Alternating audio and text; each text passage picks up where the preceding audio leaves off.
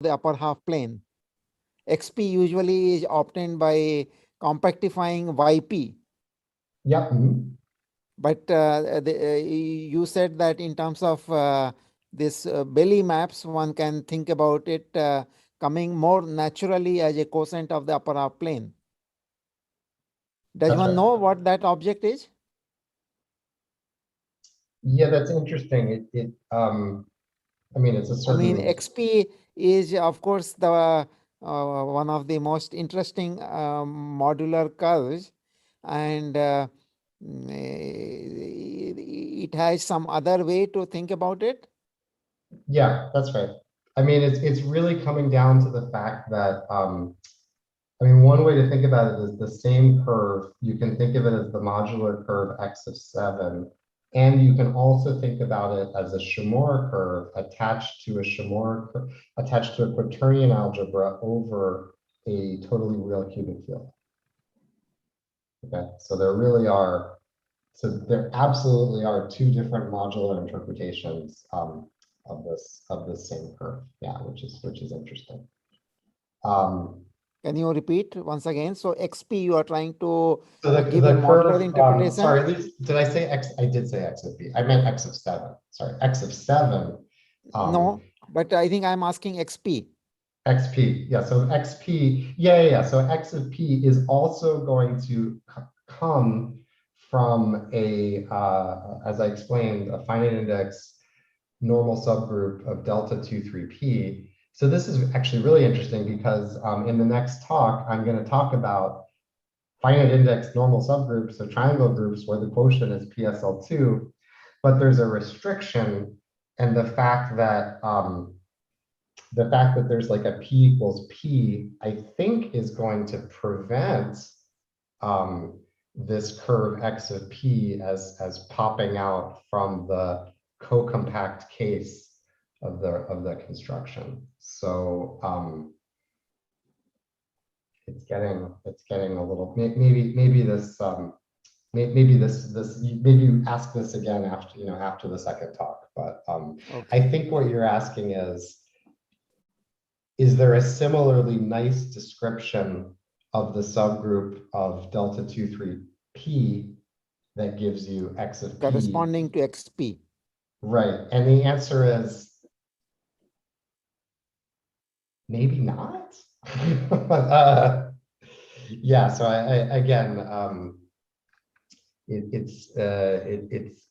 it's very close to, yeah. So that's we'll hold that question, and then maybe John would like to address that question at some point if he chooses to, or is he even still here?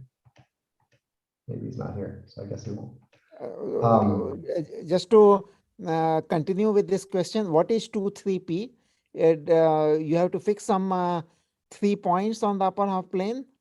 No, any 3 points. What is 2, 3p? You make a hyperbolic triangle with angles pi over 2, pi over 3, pi over p. And this is canonical. Yeah. It's unique up to automorphism group. Unique up to conjugacy, yeah. Unique up to conjugacy, and then there is a certain subgroup of it which defines XP. That's right. And you would think, yeah, okay, that's right. And you would think now you're going to be really interested in my next talk, and you're going to be looking for it, but there's a certain condition in this theorem A that's coming up in the next talk that is going to, what am I trying to say? In the next talk, I'm going to define a bunch of congruent subgroups of these ABC triangle groups. But this group. All right, so I should say that, the next talk is in 6 minutes. Yeah, well, maybe you want to take some break, and everyone takes a break, and we come back at Devendra, we should come back in 6 minutes or a little more? No, a little more, I think. Little more. How about 15 minutes? 15 minutes is right, I think. 15 minutes we should consider. 15 minutes, so which would be 7:15 then? No, 7:10. 7:15. 7:10. 7:10 is also fine. Yeah, 7:10 we come back. Yeah. 15 Is that, minutes. oh, sorry, I'm in a different, totally different time zone. Is that 15 minutes No, from now? but 15 minutes. 15 minutes. Okay, got it. Okay. All right. So we Okay. take some rest and we come back. Yes. Thank you. Yes.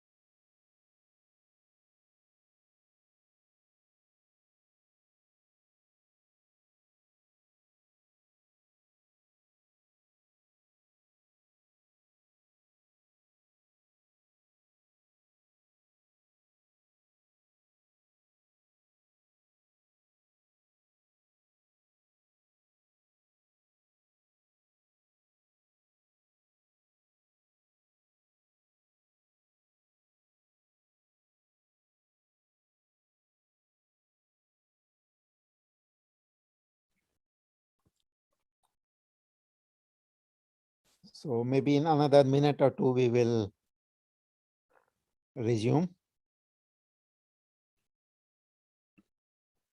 Okay.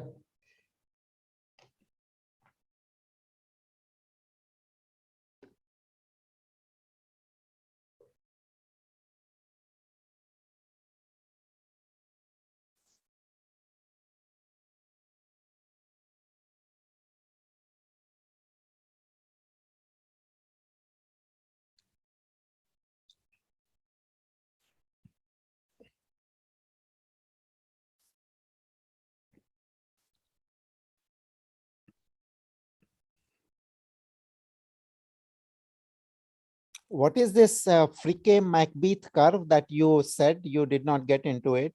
Genus 7? What is it? You know, you talked about Fricke-Macbeath curve of genus Yeah, 7. no, I mean, the people who do these things, there's certain curves that have large automorphisms. So the Fricke-Macbeath curve is the next Hurwitz curve. So it's a curve of genus 7 whose automorphism group has size, 84 times 7 minus 1.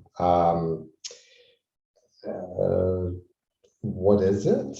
4 times 6, which is 48, 504. Yeah. So what is I actually haven't thought about this for a little. So this is the next Hurwitz curve after genus 3. Exactly. Yeah. So I think the automorphism group is again. Actually, okay. I'm sure this curve appears in the paper with John. Let me search for it there. Hold on.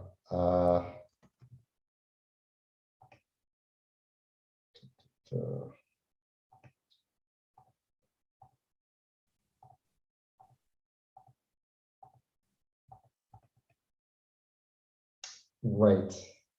So so it has genus 7. This curve is going to, so its automorphism group is PGL2 F8. PGL2 F8. Yeah. F8. Yeah. I see. The same as SL2 of F8. Which is same as SL2 of F8. okay. Yeah. Right. Okay. This is a very interesting curve. So its Jacobian is isogynous to the 7th power of an elliptic curve, etc. Yeah. So if you look on page 42, I mean, maybe I can certainly give you a link to the paper.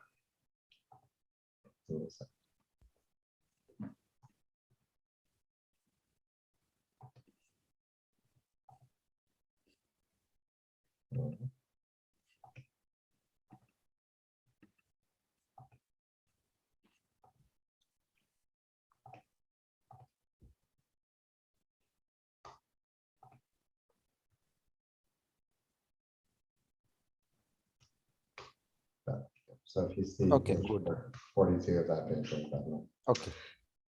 All right. So I think time for you to begin the next half of your talk. Please go ahead. I think you will therefore overshoot the hour. So the lecture was from 7 to 8 in India, but now it is almost 7:15. So you will end by 8:15. Okay. Yeah. Please right. go ahead. Yes. Yeah, thank you again. So, right, so I want to transition into this talk. So I got asked an interesting question in the chat. So it was asking, are these curves always defined over Q? Then there were some comments, do you mean Q bar? That person didn't mean Q bar. They all Bailey maps are defined over Q bar.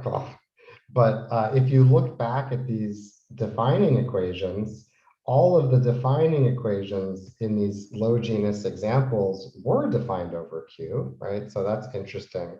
However, the curves are defined over Q. The action of the automorphism group is not defined over Q usually. So even if you just look at even if you just look at these two elliptic curves, in order to get the mu3 automorphism, you need a cube root of unity. Or for the Fermat curves, here the automorphisms are coming from multiplying by nth roots of unity. So on the one hand, there's two different things going on here. On the one hand, the curves may be defined over Q, or they may not be defined over Q. Some of the main theorem will give some examples of Galois-Bailey curves, which cannot be defined over Q. So that's the answer to that question. But then the follow-up is, it's interesting to ask for the field of definition of the curve, and interesting to ask for the field for which the Bailey map is defined and Galois, and that is usually a larger field. Okay, so I'll take that as motivation for my second talk. So what is the meaning of the group being defined over Q? So yeah, so what I mean is, I mean I have a Bailey map, right? And so I can ask, what is the minimal field of definition over which that map is defined? But then I can ask for a field of definition over which that map is a Galois cover. Does that make sense? So the Rx is some representation of Rx? What I'm saying is that if I have a map from a curve down to P1, it's geometrically Galois, but it may not be Galois over a small enough field. And I want a curve defined over a field with a Bailey map defined down to P1, and I want all the automorphisms, right? So therefore P1 is obtained by modding out the curve by a subgroup of automorphisms. To say that the map is Galois means I want each of those automorphisms to be defined over some ground field.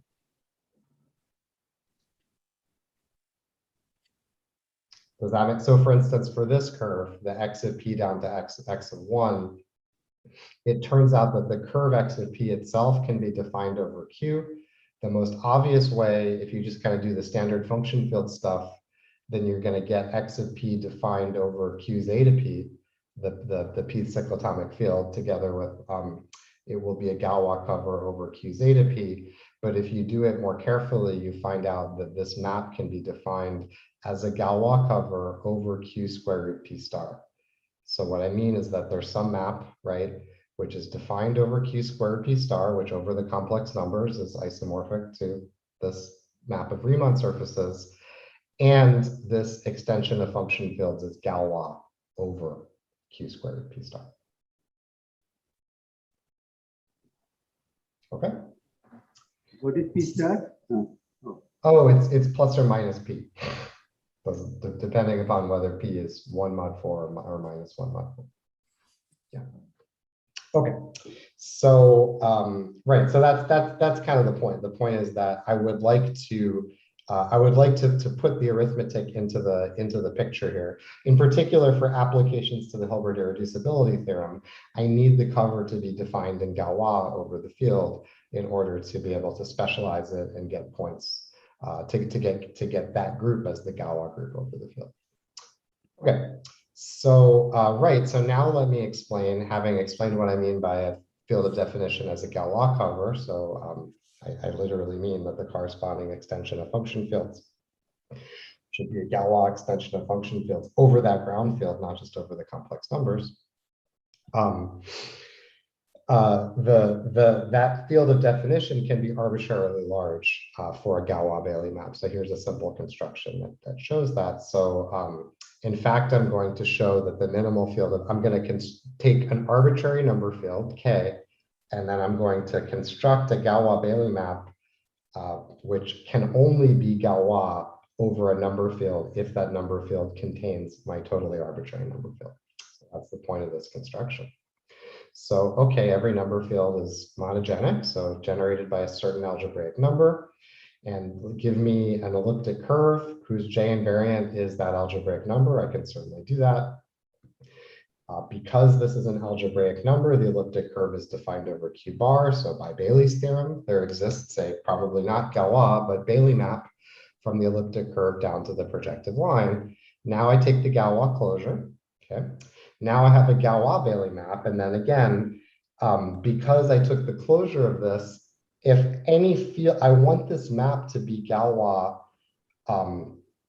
over the ground field. And so if it's Galois, then each of the subgroups is defined over that field.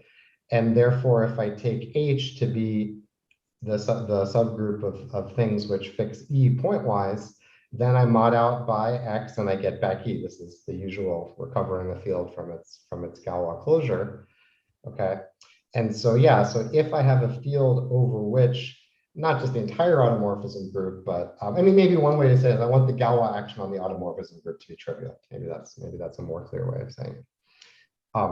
So if the Galois group acts trivially, so each of the automorphisms is fixed under the action of Galois, well, then I can mod out by whatever subgroup I want, and that quotient map will be defined over that field.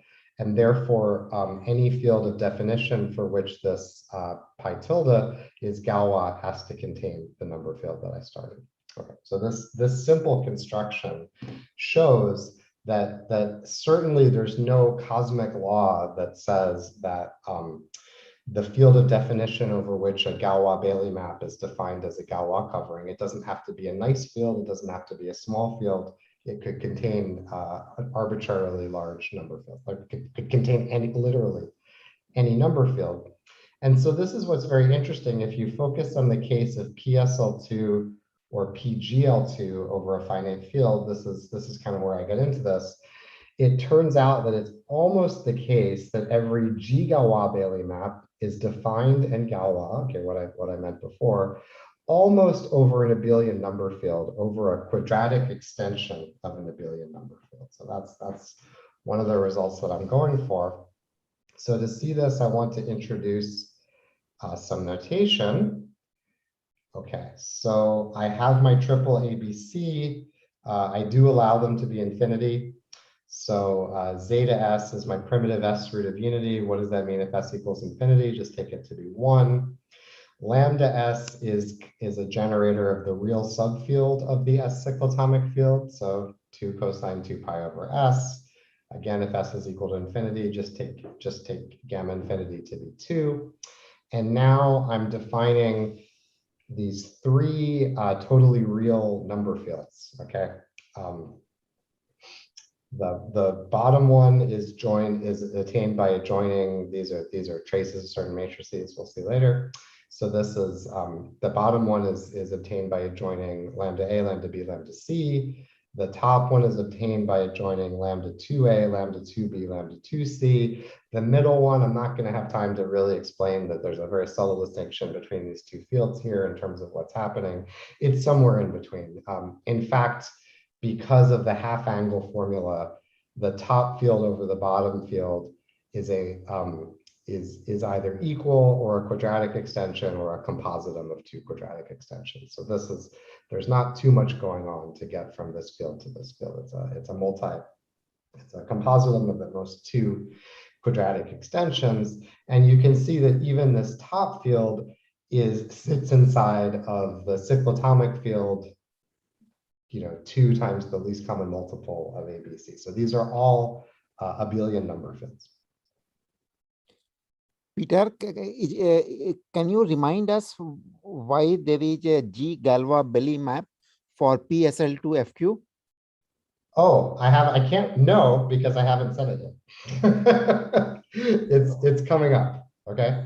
So what I'm about to do in this talk is discuss the existence and classification of such maps. So I cannot remind you, but I can turn the page and say it for the first time. Okay. So I'm just setting up some notation in order to do that. Okay, I'm almost ready.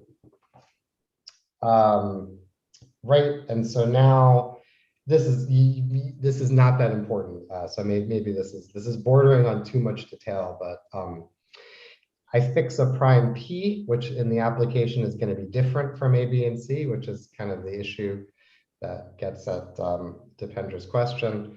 And then I make a subtly smaller field of these fields by, these fields are obtained by adjoining a bunch of lambdas. And if P divides the indices of one of the lambdas, then d prime means I don't throw it in.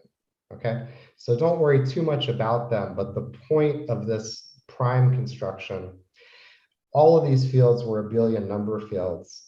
The prime construction makes them unramified over P, because I kind of took out the P stuff that I was throwing in. And therefore, I have a well-defined Frobenius element at P. The Frobenius element is a well-defined element of the top field, and so is defined for all the fields. Okay, this is a little technical, so there are such fields. So if you I don't want you to get annoyed if I'm not telling you what the fields are. I told you what the fields are, so it's a little bit complicated. So here's the first of the two main theorems in my paper with John Voigt. That's actually the second of them. So this is a result about the arithmetic of G-Galois-Bailey maps, where G is PSL2 or PGL. Okay, so suppose I have a curve of genus at least 2. And suppose I have an ABC G-Galois-Bailey map where G is PSL2 or PGL2, okay? So I'm going to talk about field of definition and field of definition as a Galois cover. First of all, just a result that links these parameters. If R is the order of this Frobenius element, then whatever this Q is, I'm not telling you yet how to generate these covers. That's what I'm going to tell you next. But if you have such a cover, then there's a relationship between the power of P and the A, B, and C, which come out in the Frobenius. I'm saying this, by the way, this is really pretty innocent, because this field is inside a subfield of a cyclotomic field, which is in which P is unramified. So this is a quotient of just some Galois group Z mod n Z star, where P does not divide n. And so it's very easy to say what the Frobenius at P is in a cyclotomic field. If P does not divide n, then the Frobenius element at P in Q zeta n is just the class of P in Z mod n Z star, and all these fields are quotients of those. So this Frobenius element is nothing fancy. If you want to figure out what its order is, it's just a bunch of congruence conditions on P and the A, B, and C. Okay, so this first one is a little is just explaining how the power of P relates to the A, B, and C. The next two are giving us arithmetic results. So the unique minimal field of definition of this Galois-Bailey map is a small extension of the field fixed by Frobenius of this. Okay, so this is pretty complicated, but maybe you should just take it. This is an explicit abelian number field, okay? Explicitly given abelian number field. The unique minimal field of definition is of degree at most 2 over this field. And if A equals 2, which is a nice case, or if Q is even, then it's degree 1. Okay, so for instance, if I take any 2 BC PSL2 or PGL2 Galois-Bailey map, then the minimal field of definition of this guy as a map is this particular field. So this answers the question. Someone was saying, are the curves always defined over Q? The field of definition of the curve is the same as the field of definition of the map you can show, because if, well, maybe let me not try to explain why, but that is true.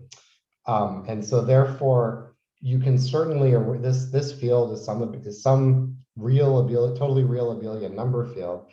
It certainly doesn't have to be Q. And so this is giving you a construction of Galois-Bailey maps where the curve itself is not defined over Q. It's defined only, it's minimally defined over a larger abelian number field. Then if you want it to be defined in Galois, again, I said what that means. I want this map to be a Galois cover over a certain number field of definition. And what is a field of definition for this thing as a Galois cover? It's very close to being this D prime of ABC. I don't take the Frobenius fixed element. I do take this square root of P star that you saw in the special case. This would be amazing, because every PSL2 or PGL2 Galois-Bailey map would be defined in Galois over an abelian number field that's within a degree 2 extension of being true. Okay, and so again, this is an incredible contrast with what I did on the first page, because on the first page, I said, I can construct Galois-Bailey maps where every field of definition as a Galois covering contains absolutely any pre-chosen number field. And then I said, okay, but if you force the Galois group to be PGL2 or PSL2, on the contrary, they can all be defined in Galois almost over an abelian number field, over a degree 2 extension of an abelian number field. Okay, so certainly over a solvable number field. Okay, and this is relevant for Hilbert irreducibility, so because you're going to get these groups over a number field that, except for this quadratic extension, is an explicitly given number field, depending only on these degrees. Okay, so that's the theorem B. The theorem B is a theorem in the arithmetic of branched covers. If all you tell me about my curve is that it admits a PSL2 or PGL2 Galois-Bailey map, I'm going to tell you something about the field of definition of the curve, and I'm going to tell you something about the field of definition of the map itself as a Galois covering. Okay, only coming from the group and the ramification data. Okay. And again, this is generalizing what I said before about x of p, which for x of p, the minimal field of definition of the curve is q, and the minimal field of Galoisness of the cover is q adjoint square root p star. So this is a generalization of that, where q is getting replaced by these other abelian number fields. 2, 3 infinity is pretty small. Or 2, 3 p. Okay. All right, and so this sort of seems like a striking result, but at the moment, I've only shown you this very simple family, namely the x of p's, where the Galois group is PSL2FP. So maybe theorem B is vacuous. Maybe there just aren't that many PSL2 or PGL2 Galois-Bailey maps. If you think about that, that's at odds with what I said before, because if you can generate PSL2FQ by 2 elements, then you can do it somehow, right? And so that's probably it's not vacuous, but here comes the next theorem. So in this theorem, I am constructing a whole lot of such Bailey maps. Oh, great! I answered the question. Okay, so now if I take a hyperbolic triple, in this theorem, I do allow the indices to be infinity. Okay, so that works in my favor. This theorem is going to include the x of p's as a very special case. Okay, so roughly speaking, if you give me this hyperbolic triple and you give me a prime p, which is prime to 2abc, then I'm going to give you a PSL2FQ or a PGL2FQ, where the Q is a power of P. How do I figure out what power it is and which one it is? Well, it has to do with these fields in a way which is honestly a little complicated. So I choose a prime inside this middle field, EABC, which is generated by some of these traces. But again, just it's a certain abelian number field defined in terms of A, B, and C. And then I claim there is a curve ABC comma P. This the curve up to isomorphism really only depends upon the downstairs prime P. So you could think of this, we use both notations in the paper. You could think of this as being x of ABC semicolon P. So for any ABC and any P that does not divide 2ABC, then you are going to get such a curve. And so the Galois group is going to be PSL2 over the residue field of this number field. So again, it just would not be a tough exercise in algebraic number theory just to figure out exactly what the residue field of this, what the degree of this residue field is in terms of the parameters. So it's going to be PSL2 if the prime splits in the extension F, okay, which is a little technical. I mean just detailed. And it's going to be PGL2 over the same field otherwise. So don't really worry about it. I would say maybe concentrate on the case where it turns out to be PSL2. I'm not going to have time to do much of a job explaining the subtle difference between this E field and this and this F field. It's just this is understanding that you have to distinguish between these two fields is one of the things that made the work quite tricky, actually. So I wouldn't worry about that distinction too much. Right, and so the point here is that no, I'm giving you an enormous family of PSL2, PGL2 Galois-Bailey maps. In this theorem, as I said, you are definitely allowed to take ABC equals 2, 3, infinity.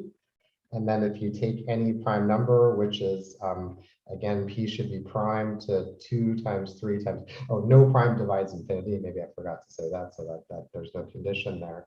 So according to this, you can take any prime except 2 or 3. And so there's going to be some curve x of 2, 3, infinity, something lying over P. And I'm telling you that that curve is actually going to be the curve x of P. Okay. So whatever I'm doing is, as a very special case, if ABC is 2, 3, infinity, it's recovering these classical modular curves x of P, but it's much more general in terms of the parameter values. Okay. And so again, if you combine these two theorems and you use Hilbert irreducibility, then you are going to get PSL2 over a finite field. Every finite field is going to arise this way, or PGL2 over a finite field as Galois groups over a certain number of fields.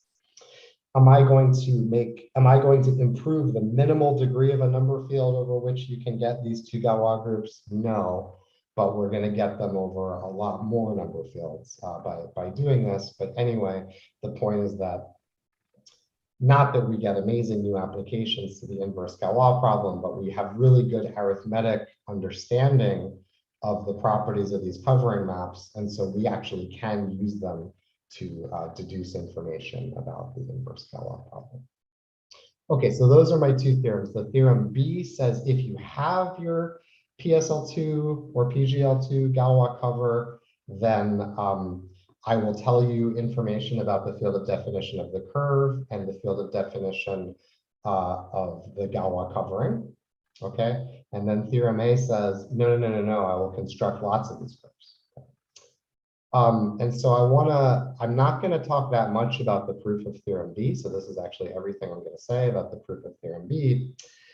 Theorem B is a theorem in the arithmetic theory of branched covers. Okay, so there is such a theory. Believe it or not, if all you know about the curve x of P is that it admits this 2, 3P PSL2 FP Galois-Bailey map, you can deduce lots of arithmetic consequences of x of P, including like its good and bad reduction. So there are people who have done this. Stefan Wevers, for instance, has written some papers on the arithmetic theory of branch covers in this way. So it's very surprising that the ramification data of your covering influences the arithmetic properties of the curve, but it is true. Okay, and so the proof of theorem B works like that.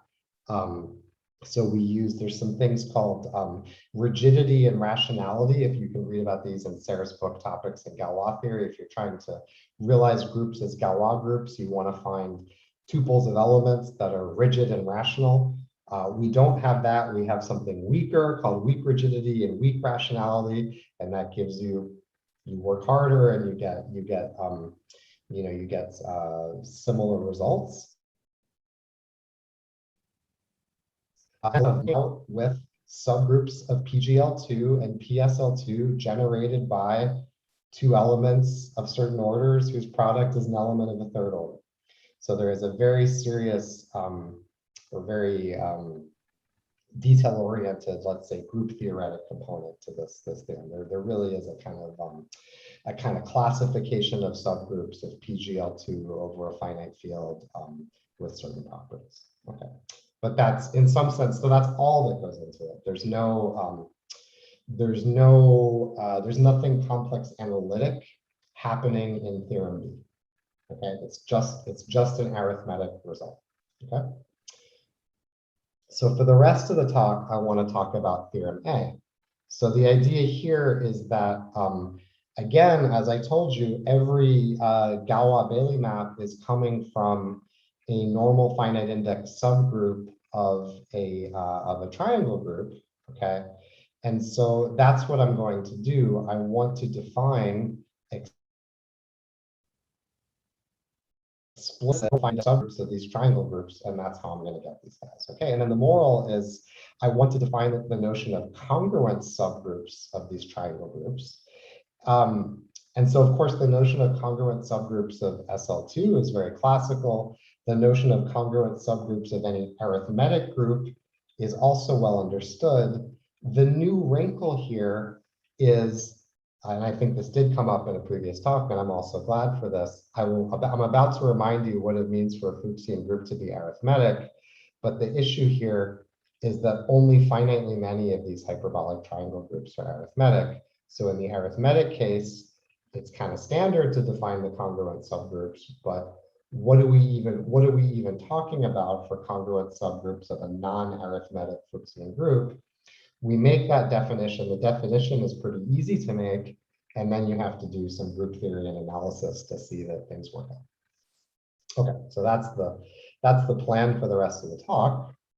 Let me begin by defining an arithmetic Fuchsian group. Okay, again, I do hope you've seen this before because I'm doing it kind of quickly. So I start out with a totally real number field, say of degree G. So it's totally real, so it has G real places.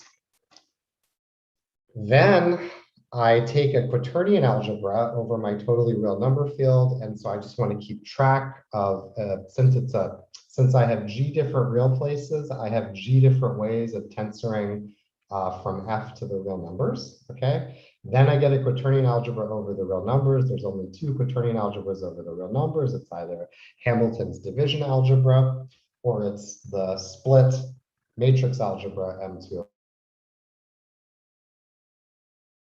One says ramified real places. Let S be the number of split real places, okay? And for arithmeticity, what I want is I want exactly one split place, okay? So I want it to be isomorphic to M2 of R at one place. I want it to be a division algebra at all the other places, okay? So now I take an order inside my quaternion algebra, okay? Here I say Z order. I don't think I mean that. I think I mean ZF order. Okay. Right. So for instance, if my quaternion algebra is generated, as all quaternion algebras are, is generated by I and J, so that I squared equals A and J squared equals B and IJ equals minus JI, then I could take the order, and again, I probably want this to be in ZF. Okay. I sure do. Okay, so yeah, so I take this, I take any quaternion order. A quaternion algebra has a reduced norm, which is basically a twisted form of the determinant map. It's the product of the element with its involution under the quaternion algebra. And so then I take O1 to be the elements of my quaternion order of reduced norm 1. And then kind of a miracle occurs because I have this one split place. So I can use the place to embed my entire quaternion algebra into M2 of R. Once I tensor to R, the reduced norm does become the determinant. And so reduced norm 1 upon tensoring to R just means determinant 1. So therefore O1 does embed into SL2R. And so if I just mod out by plus minus 1, it embeds into SL2R modulo plus minus 1. And so therefore I get the subgroup O1 modulo plus minus 1 of PSL2R, which I'll call gamma of R. All right, this is well defined up to conjugacy. If you think it's precisely well defined up to conjugacy, it is not. It is well defined up to conjugacy, and it is not well defined altogether. So you should really think of this being as a conjugacy class. Okay, and so for example, the most familiar example that you could take, what if your trace field, or excuse me, well, it is your trace field. What if your field is Q? Then there's only one real place, so my quaternion algebra just needs to be indefinite. When I tensor it with R, I need to get the matrix algebra. Well, it could be actually split. So in other words, it could be isomorphic to the matrix algebra already over Q. That's simple, and no pun intended. And then you take O to be M2 of Z. That's a perfectly good order. And if you do all this and you track it down, you see that, aha, the gamma that you construct is the modular group PSL2Z. Okay, so this is a generalization of that to this context of quaternion orders. Moreover, I can certainly define congruent subgroups up to the PSL2 modding out by -1 business. What do? You literally just reduce modulo n and you take the kernel, right? So you can certainly define congruent subgroups of SL2Z, and we have, in a very similar way, you can define congruent subgroups of gamma of O using an ideal of the ring of integers of F. Okay. So my review of arithmetic Fuchsian groups continues. It's a group of PSL2R, aka Fuchsian group. It is co-compact precisely in the one case that we precisely went away from the case that we already saw. So if the quaternion algebra is M2 of Q, then we're getting we're getting cusps. We're getting the something that looks like the modular group. In every other case, we're getting a co-compact Fuchsian group. Okay. So what does it mean for two subgroups of a group to be commensurable with each other? It means that the intersection has finite index in both of the subgroups. Okay, this is coming up later. And so now finally, the definition of an arithmetic Fuchsian group. A Fuchsian group is arithmetic if it is commensurable with one of these Fuchsian groups constructed from a quaternion order. Okay, keeping in mind that this gamma of is really only defined up to conjugacy. So if you take an O and then you conjugate it and then you get a group, anything which is commensurable with this group by definition is arithmetic. And so the commensurability class, the quaternion algebra is invariant under the commensurability class. So the commensurability classes of arithmetic Fuchsian groups really correspond to quaternion algebras over totally real fields that have the correct signature, namely a ramified but at all but one infinite place. Okay, so again, I think this was done in a previous talk. And so a bit more of the discussion here. So by this definition, PSL2 is gamma of O on the nose. So therefore, any subgroup of any Fuchsian group which is commensurable with PSL2Z is going to be arithmetic as well. So every group is commensurable with all of its finite index subgroups. And so certainly any curve here, I'm not writing down the groups, I'm writing down the curves, which maybe I shouldn't be doing. So I'm giving an example here. So for instance, gamma naught of P is a subgroup of gamma of 1 of index P plus 1. So X naught of P is certainly, oh, I guess we'll call the Riemann surface arithmetic group. So the group gamma naught of P and the corresponding Riemann surface are arithmetic, but it is more general than just passing to a finite index subgroup, because once I go to X naught of P, now it turns out I have an involution here, this Atkin-Lehner involution, which I don't want to get into, but there is a twofold quotient here, which is not living inside this tower, okay? So here there's some corresponding, I don't know, gamma naught of P plus or something, however you want to call it, I'll do that, okay? And so the idea is that gamma naught of P is a finite index subgroup. I have gamma 1, and then I go down to gamma naught of P, and then I go up a little bit to gamma naught of P plus.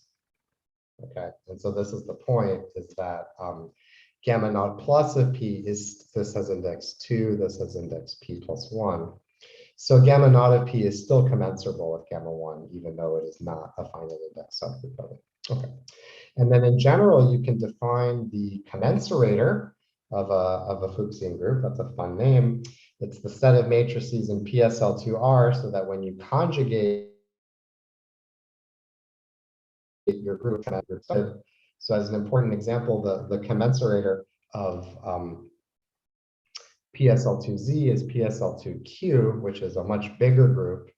And now I'm trying to quickly indicate to you why one might like arithmetic Fuchsian groups, or equivalently, one might like the Riemann surfaces that are uniformized by arithmetic Fuchsian groups. Okay, so if your Fuchsian, this is a theorem of Margulis, the Fields medalist. So a Fuchsian group is arithmetic if and only if it has infinite index in its commensurator.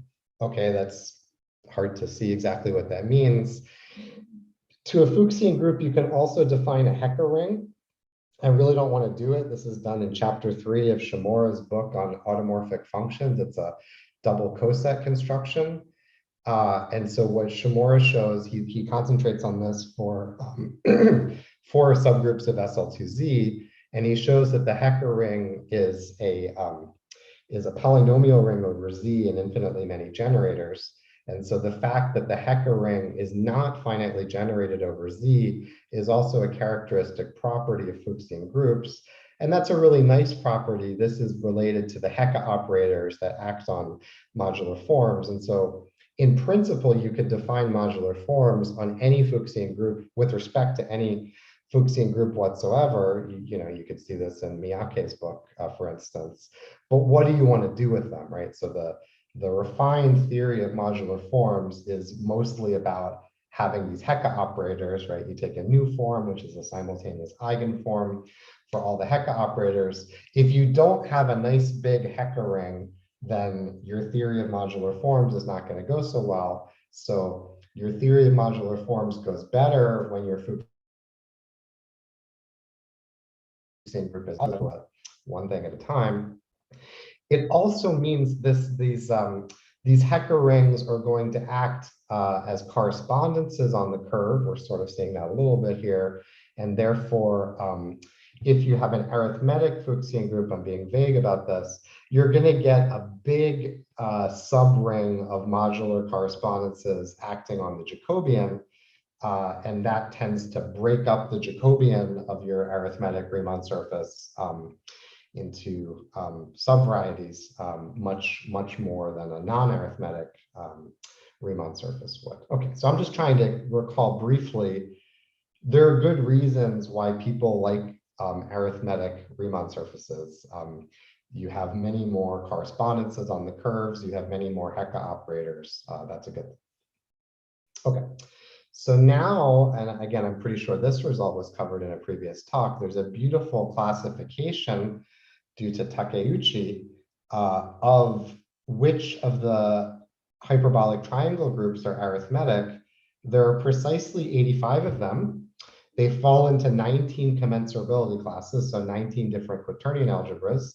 They include our 2 favorite ones. The 2-3 infinity triangle group is of course arithmetic. Also, the Hurwitz group, 2-3-7, this Hurwitz curves are actually Shimura curves attached to a certain quaternion algebra. So the quaternion algebra here is attached to the totally real field is the real subfield of Q adjoins zeta 7. Okay. And so the issue here is I'm trying to define congruent subgroups for an arbitrary hyperbolic triangle group. How do I do that if it's not arithmetic? That's the idea. Okay, and so the answer to that is in this talk is shorter than you might think, but okay. So right, so as long as you have a arithmetic Fuchsian group derived from a quaternion order, you can define congruent subgroups of it. Okay, I'm going to do something more general, but it's basically you need an ideal in the ring of integers of the field F, which is the center of the quaternion algebra.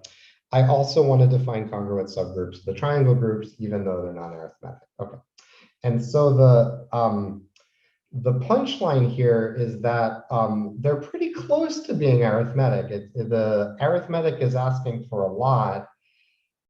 Sort of for the triangle groups, much of what you're asking for arithmeticity goes through. There's just one part that fails except for 85 times. So let me remind you what that is. Okay.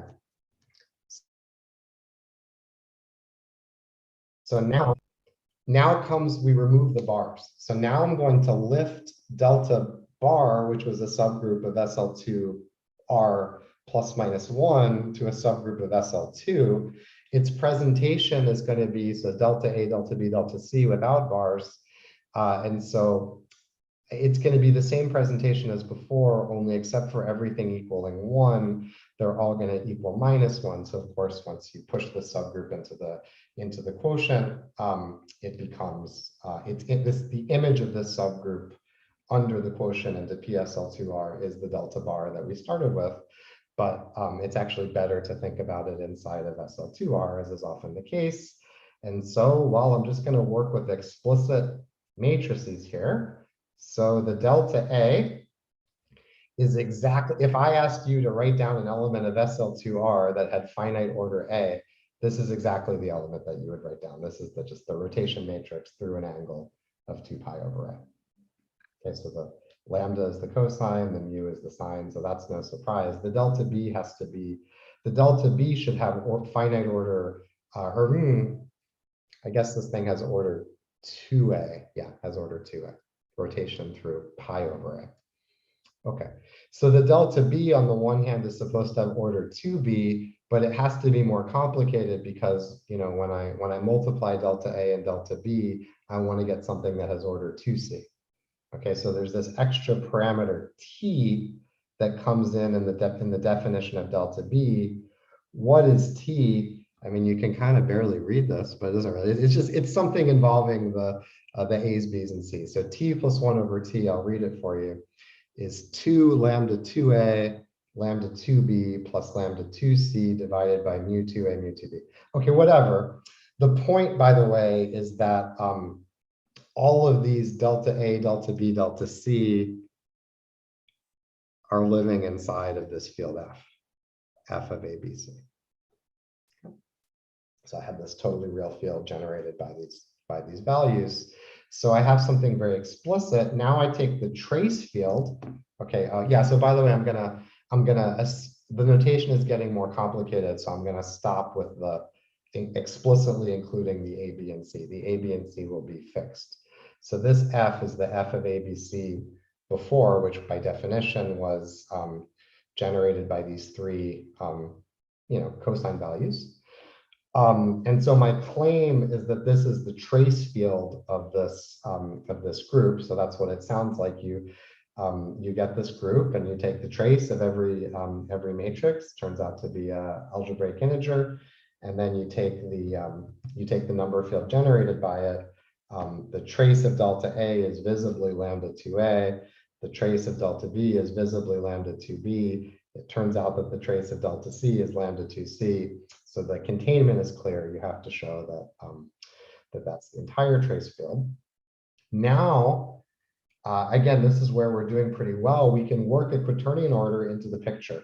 So if you define B to be the subring of M2R, so again, all these things are living inside F, which I'm being kind of concrete. So F really is living, it's a totally real cyclotomic field. So F is living inside R, which is living inside C, right? I mean, these are sines and cosines, so I'm being quite concrete here.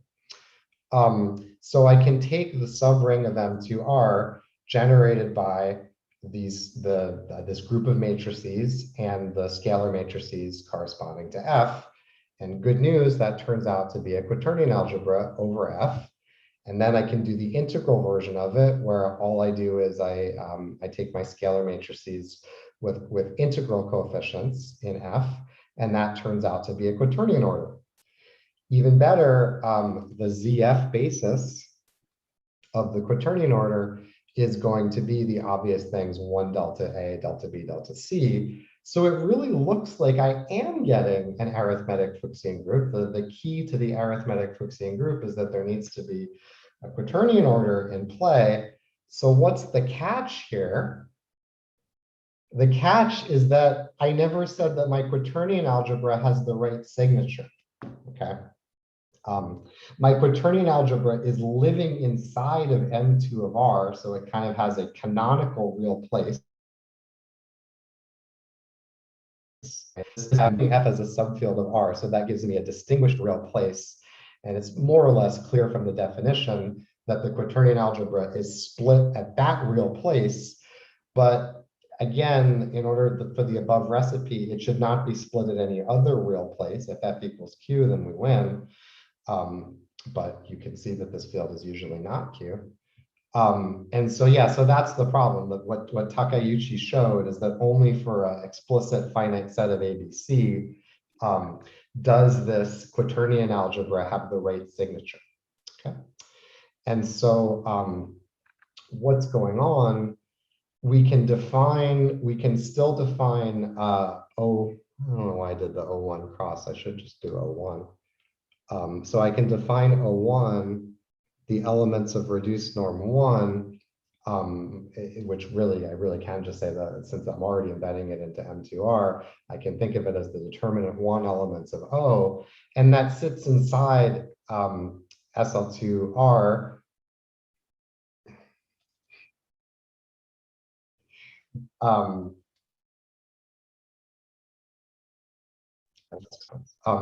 Anyway, so I have this norm 1 quaternion order, and yes, I've embedded it into SL2R. So why did we care, by the way, that it had the right signature? Because the right signature is sort of the topologically correct thing to do in order for the norm 1 elements of the quaternion order, not just to set theoretically embed into SL2R, but actually to be a discrete subgroup of SL2R. So that's the problem. The problem is that if I have more kind of non-compact places, then in order to get discreteness, I need to embed into the product of those non-compact places as well, very, very roughly and intuitively. So that's the problem. The problem is that I have this discrete group, which is going to have infinite index in the problematic case. That's also equivalent in this group, which is living inside of SL2R, but is not an arithmetic subgroup of SL2R. It's not even a discrete subgroup of SL2R.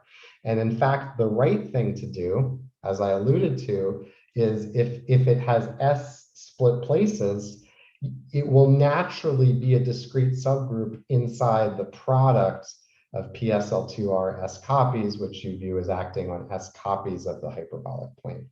Okay, so it's not so much that this quaternion order O is not an arithmetic group. It's an arithmetic group inside the correct group, which now has higher rank, this PSL2R to the S. Okay. And so what's my big idea, which again is surprisingly, I've said very little, I have very little more to say about it, so I'm actually closer to being done than you might think. I can define congruent subgroups of O1, I will, but it's you just pick an ideal of ZF and you impose the condition that your elements of O1 should be congruent to 1 modulo. I have my congruent subgroups here, okay, and then I have this really kind of alarmingly small subgroup here. So this is not a finite index subgroup. This is a very small subgroup. Well, I could still take arithmetic subgroups of this guy and pull them back to this guy, just intersect with delta. And is that going to give me congruent subgroups of delta? Then I have to work with that definition and see whether I get something reasonable. Okay, so here comes the definition. It's kind of alarmingly simple. So I take an ideal of the ring of integers of F. I want some conditions here, so I want it to be primed to ABC and also 2. You'll see where and then I'm going to define, this is how you would always define a congruent subgroup. So the I guys of O are just the elements that are congruent to 1 modulo IO. So again, this is if the quaternion algebra were M2 of F, this would be the principal congruent subgroup gamma of N. Okay, so that's what I'm generalizing here. And now I have a short exact sequence. I do want to mod out by ±1 to get myself into PSL2. I think the fact that I'm assuming that I is primed to 2 is ensuring that, well, gamma of I, which is what I'm also calling O of I, it naturally lives inside of O of 1. How do I know that it still injects into O O1 modulo plus minus 1. Well, that just means I don't want minus 1 to be inside this group. Well, that's why I want it to be prime to 2. So I don't want minus 1 to be congruent to 1 modulo IO. Great, I can ensure that. Okay, so having done that, I get this short exact sequence. This map is obtained literally by reduction modulo I, and then you mod out by plus minus I. So I take the norm 1 elements of my order, and then I just tensor. I go from O to O tensor ZF mod I, and then I take the associated map on the unit groups. How do I know that the associated map, if I have a surjective ring homomorphism, that doesn't necessarily mean that the induced map on unit groups is surjective, of course. A strong approximation will tell me that this map is surjective. Okay, so I have my short exact sequence. Okay, so these are my congruent subgroups of the arithmetic higher rank discrete group O, or gamma of O. And so if I have my congruent subgroups of gamma of O, and I have this tiny little delta embedded into it, how am I going to define congruent subgroups of delta? I'm just going to intersect with the congruent subgroup of I. Okay, so the definition is pretty easy, but the burden of proof is on us that this works out. So the way that we show that this works out is not by general principles. The way that we show this works out is by explicit calculation. Okay, and so this is my last page, by the way. So what is happening here? Kind of for free, I get this map from delta mod delta of I injects into PSL2. I mean, really delta I injects into O, into gamma of O mod gamma of I, right? And then that is isomorphic to that. So that's what's happening. Okay. And so one way, if you think about, so I'm going to take Z, now I want to take I to be a prime ideal of ZF. It's going to lie over P, and then this frac P is the intermediate prime in this field E. Okay. But if I take my ideal I to be a prime ideal, well, then ZF mod I is the residue field modulo the prime ideal. And you see that because I have this map, if I pull this back to delta, I am getting a homomorphism from delta into PSL2 of this residue field. And I want to define the congruent subgroup to be the kernel of this map. Okay, so I'm doing nothing. I'm doing like first isomorphism theorem type stuff at the moment. And so this is my definition of my modular curve. X of ABC comma P is uniformized by this congruent subgroup I'm defining of the arithmetic triangle group. Okay, and so all right, I gave myself a subgroup of a triangle group defined by the kernel of a homomorphism to a finite group. So obviously it's a finite index normal subgroup of the triangle group. So by the first lecture, this definitely gives me an ABC G Galois-Bailey map. What's G though?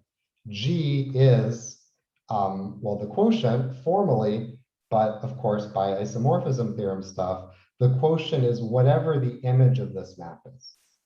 Okay.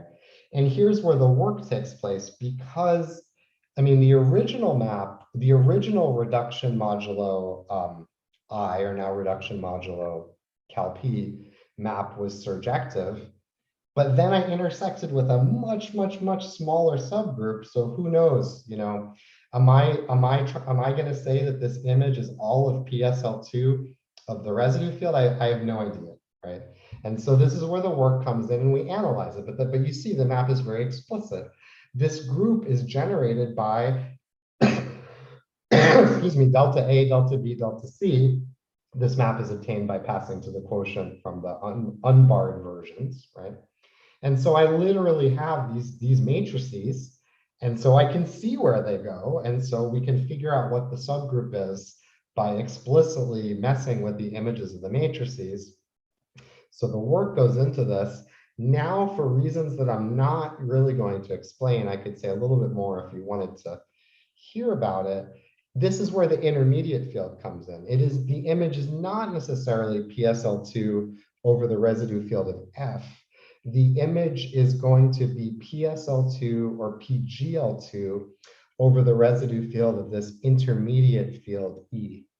Okay, and it's a little bit hard to, why is that true? It's true because we calculated that it was true, which is, you know, not the most conceptual answer. If I wanted to give one little bit of a conceptual explanation for where this field E is coming from, those of you who really know the theory of arithmetic Fuchsian groups, there's a distinction between being commensurable with a quaternion algebra, right? That's the definition of arithmetic, and derived from a quaternion algebra, which means finite index subgroup of gamma of O for some quaternion order. And there's a theorem, I believe, due to Takeuchi, which says if your group is commensurable, group say delta is commensurable with a quaternion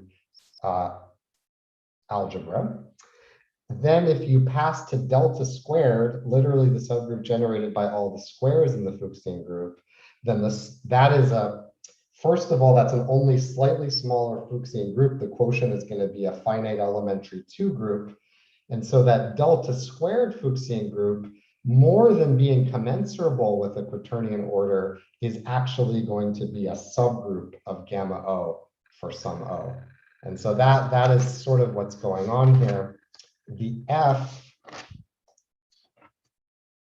was the trace field, where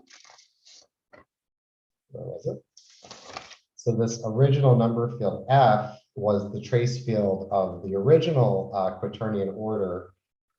If instead of the triangle group delta, you switch to the square of the triangle group, then this is the trace field of that. And that turns out to be relevant. It turns out there's kind of a bit of a descent, and there's a quaternion algebra over the ring of integers of that smaller field E, and everything kind of factors through, but that's where the work takes place. Anyway, so we show that you do actually get, we can identify what the kernel of this map is, and so we define the congruent subgroup. It turns out to either be PSL2 or PGL2 for the intermediate prime. And then the final picture, just to really simplify what's going on here, I have my PSL2, PGL2 Galois cover of the projective line. How am I getting it?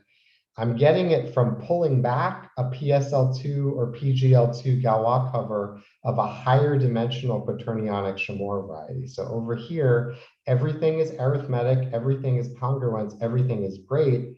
It's just not rank 1 anymore. This is some kind of Hilbert Chamorro variety of dimension equal to the number of split places. Okay, and I literally have a fiber product diagram. So this, here's my, here's my S-dimensional rational Chamorro variety. Then I take some level structure and I get my PSL2, PGL2 principal cover of it. And then I just pull back and I obtain my Galois-Bailey surface as a one-dimensional cycle inside this higher dimensional quaternionic Chamorro variety. So even though it's not arithmetic in the technical sense, it is sitting inside a higher dimensional arithmetic Chamorro variety. Well, that's redundant.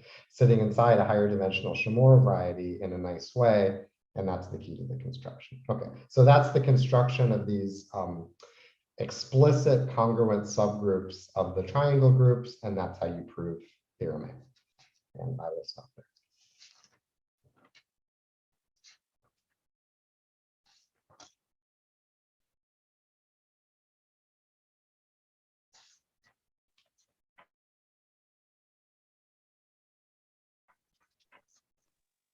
Okay. Yeah, so thank you very much. Work. Peter. Beautiful talk. I think Yeah. great work. So maybe we can take some questions, although I think it is getting a bit late, but sure, let's have some questions. Okay. I have a question. Can I ask it? Okay. Yeah, thank you for the talk. Can one carry out the last construction of congruent subgroups for Fuchsian groups admitting a modular embedding?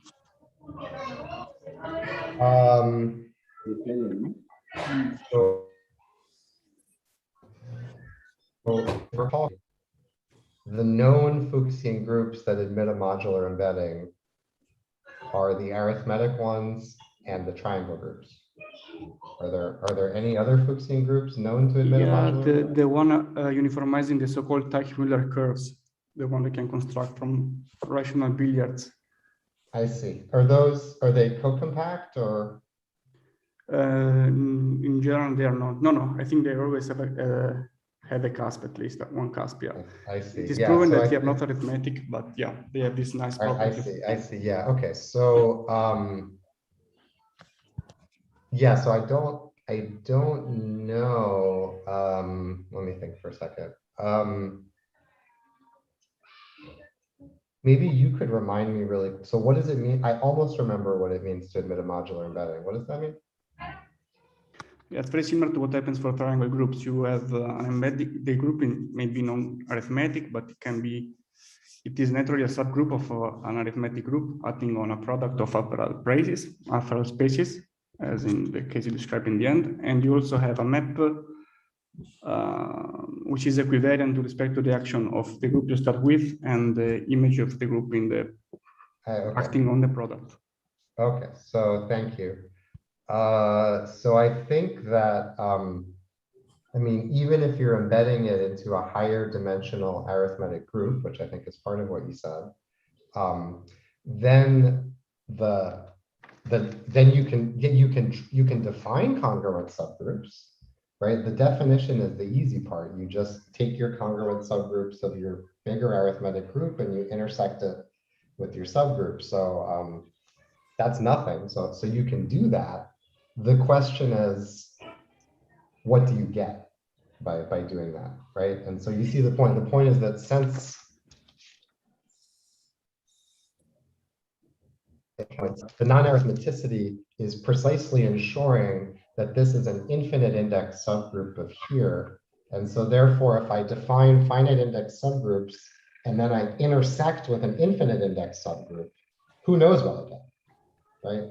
And so a priori, I mean, the congruent subgroups might have been, they might have all been equal to the group that we started with, you know? And so, I think if I understand correctly, you can define congruent subgroups for any Fuchsian group defined by a modular embedding, but then you actually have to, you know, what is the quotient of the Fuchsian group by the congruent subgroup? You have to do some work to figure out what would be interesting for the family of congruent subgroups that you mentioned, or the family of modular embedded Fuchsian groups that you mentioned. So you could try it, I think. Yeah, thank you. Mm-hmm. In fact, Peter, maybe I will make some general comments. It seems to me that this general object that you have, delta contained in O star, is very reminiscent of what is called a thin subgroup. Are you familiar with this theory of thin groups? I have heard the word, but you know, I mean, it is very similar. I think the answer is no. I think I don't know. If you want to say, you know, thin groups are subgroups of, as you said, arithmetic groups, which are Zariski dense. I see. And then I think the one of the main observations is a theorem, what is called strong approximation due to Madhav Nori, which says that the profinite, you know, so whatever you are doing, you are intersecting a congruent subgroup of O star with delta, and you are constructing some finite index subgroups in delta. And then the theorem is that the profinite completion of delta is the same as profinite completion of O. Yeah, So okay, thank you. So this, let me, I don't maybe wanna, that is what you are also deducing. yeah, so I'm sharing my screen now. So I told you theorems A and B. So theorem C is kind of a Super strong consequence of this. approximation of thin subgroups. Yeah, yeah, this is what, yeah. This Yeah, word, yes, super strong exactly. approximation for thin subgroups. So I think it says exactly what you perhaps are doing, that the completion of delta bar is the same as completion of the arithmetic group. Right, right. Yeah, so that's again, there was this mathematician, Kukarczyk, who I think was writing this, he was doing this work around the same time that John and I were finishing up our project. Yeah, so that gives an alternate approach. So okay, so Yeah, you're go ahead. Yeah. the conclusion at the end of your lecture has been that the congruent subgroups that you define for delta, their profinite completion is the same as the profinite completion of the ambient arithmetic group. Yeah, I agree with that. So that's right. That's theorem C. So yes. Or it's related to it anyway. Yeah. Okay, so good. Yeah. This is a paper which is what you have shared. That's right. Yeah. So we don't. I think I think this was not our perspective, and I think probably we included this kind of response to the work of Kukarczyk. But yeah. So I mean, so are you saying that you could do something like this in other cases where you have a Fuchsian group with a modular embedding, you could still do a super strong approximation type of thing?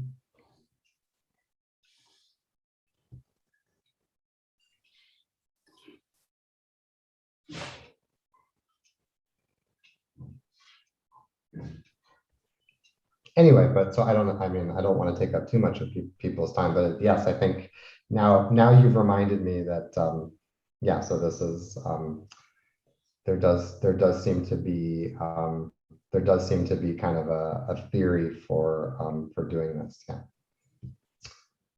Okay. Any other questions? No, thank you, Peter, for talking. Yeah.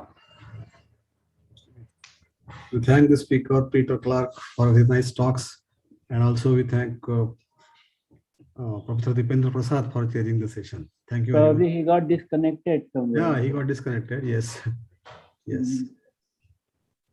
All right. Well, thanks everyone for coming. I'm sorry that for various reasons the talks ran a little bit long. So thanks to everyone for sticking with it. I appreciate it. Maybe we will see you again sometime in this year-long program.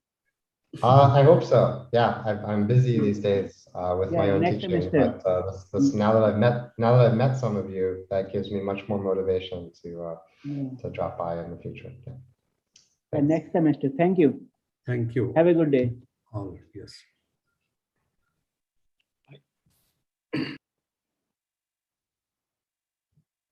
Hmm.